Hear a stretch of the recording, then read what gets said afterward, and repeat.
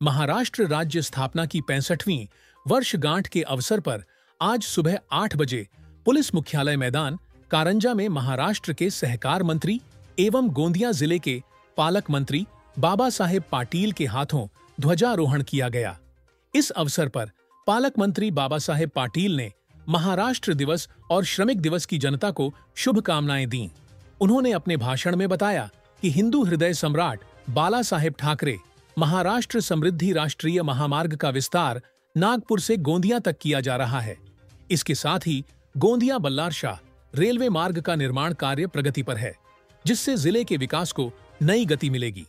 राष्ट्रीय पंचायत राज पुरस्कार 2023 से 24 में सड़क अर्जुनी तालुका की डव्वा ग्राम पंचायत ने हवामान कशी विशेष पंचायत श्रेणी में देश भर में पहला स्थान प्राप्त कर राज्य का गौरव बढ़ाया है। इसके साथ ही जनवरी से दिसंबर 2024 तक जिले ने उत्कृष्ट कार्य करते हुए क्षय रोग उन्मूलन कार्यक्रम में पूरे राज्य में प्रथम स्थान प्राप्त किया है, जो गर्व की बात है, ऐसा पालक मंत्री बाबा साहेब पाटिल ने कहा। जिले की 12,000 प्राथमिक आरण सहकारी संस्थाओं का संगलीकरण किया जा रहा है, जिनमें 121 सहकारी संस्थाएं शामिल हैं। नागरिकों को ऑनलाइन सेवाएं प्रदान करने के लिए जिले में 79 सेवा सहकारी समितियों व CSC कॉमन सर्विस सेंटर ने कामकाज शुरू कर दिया है। राज्य में किसानों को 2 लाख तक कर्ज माफ करने वाली महात्मा फुले शेतकरी कर्ज मुक्ति योजना को गोंदिया जिले में सफलतापूर्वक लागू किया गया है। इस योजना के अंतर्गत अब तक जिले के 23,000 किसानों को 67 करोड़ 33 लाख का लाभ दिया गया है, ऐसा पालक मंत्री ने अपने भाषण में बताया। हिंदू सम्राट बाळासाहेब ठाकरे महाराष्ट्र समृद्धी महामार्गाचा नागपूर ते गोंदिया विस्तार करण्यात येणार आहे।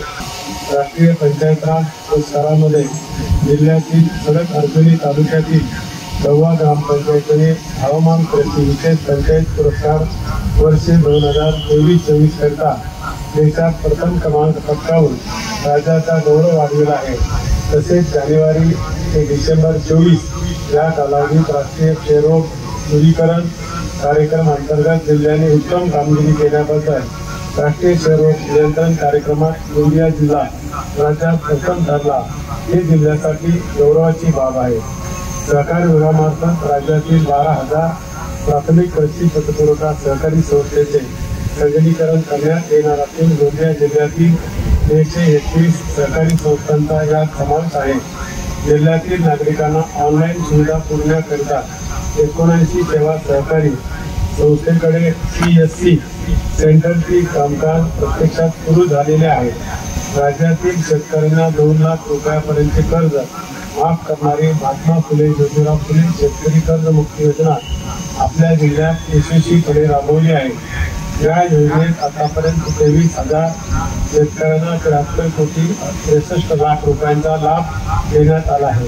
शासकीय आधारभूत किंमत धान खरेदी योजनेअंतर्गत खरीप पणन हंगाम 2024-25 मध्ये 191 धान खरेदी केंद्रामार्फत 78,354 शेतकऱ्यांना 24,67,572 क्विंटल धानाची खरेदी करण्यात आली। जिल्ह्यात आतापर्यंत 560 कोटी 47 लाख रुपये 92,000 रुपयांचे अदा करण्यात आले आहे। प्रधानमंत्री किसान सन्मान निधी योजनेअंतर्गत शेतकऱ्यांना प्रतिवर्षी 6,000 रुपये 3 टप्प्यामध्ये प्राप्त होत असून या योजनेचा 19वा हप्ता माननीय पंतप्रधान यांच्या हस्ते 24 फेब्रुवारी रोजी 25/2000 जिल्ह्यात 2,23,428 शेतकऱ्यांना वितरित करण्यात आला आहे। उपस्थित सर्वांना पुनश्च एकदा महाराष्ट्र दिन व कामगार दिनाच्या हार्दिक शुभेच्छा। जय हिंद, जय महाराष्ट्र।